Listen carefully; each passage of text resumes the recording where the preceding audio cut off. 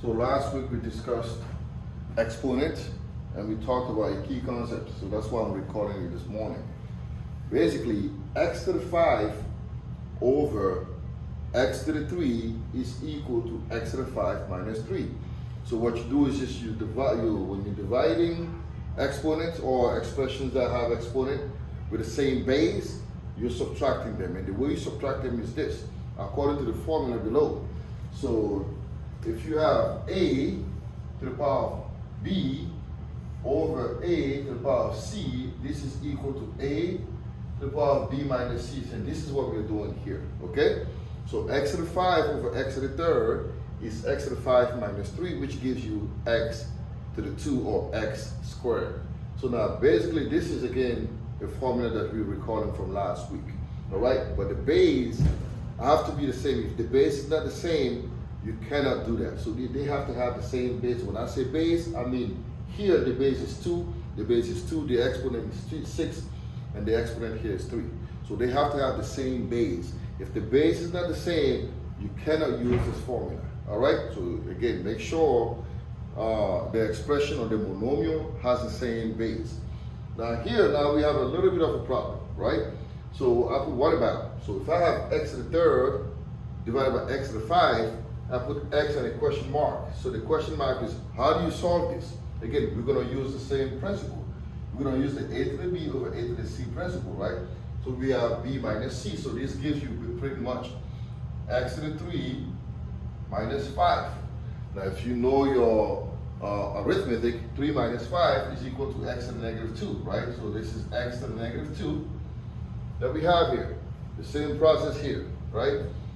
2 to the third over 2 to the 6 is 2 to the 3 minus 6, which is basically 2 to the negative 3. Now what we have is we have an introduction of a new concept, and this is called a negative exponent. This is a negative exponent because the exponent is no longer a positive number, but it's a negative number. Now, the problem is this. In mathematics, we never want to leave negative exponent the same way they are. We have to turn them into positive exponents. So how do we do that? Again, there's a key concept. So x to the negative n is equal to 1 over x to the n. So this is how you go from a negative exponent to a positive exponent. So how would you change this according to this formula?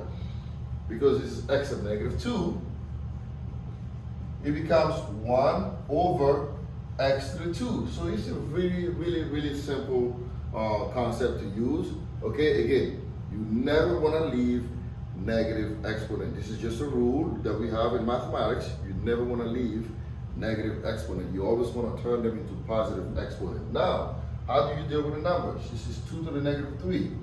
So that gives you 1 over 2 cubed. And 2 cubed, you all know, is 8. So this is 1 over 8. Okay? And I'll give you another example here. 3 to the negative 2 is 1 over 3 squared. Now, if you feel like doing some more work, I gave you a bunch of examples here that you can work on. All right?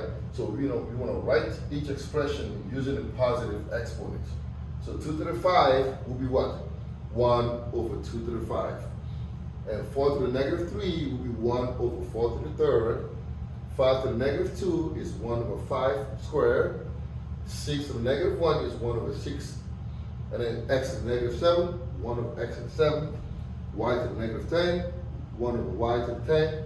And then 2x to the negative 3. Now change it up a little bit, 2x to the negative 3. Now you have to be extremely careful here, right?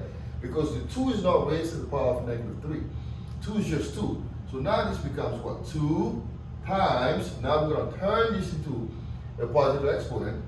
2 times 1 over x to the third. Now the 2 is not in the denominator. So now a good rule of thumb is this. When I tell my student all the time, when you have this, you don't want to get confused. Make sure you write 2 over 1. So that way you know to multiply, you go across, right? So that gives you 2 over x cubed. Okay, so 2x to the negative 3 will give you 2 over x cubed. Again, this is simple negative exponent. I'm not that complicated. People get scared, but if you understand the simple principle, you can work on it. All right, so again, the key concept is this one here. All right, so I hope this helped you guys out. Any questions, feel free to send me a message. Thank you, and have a good day.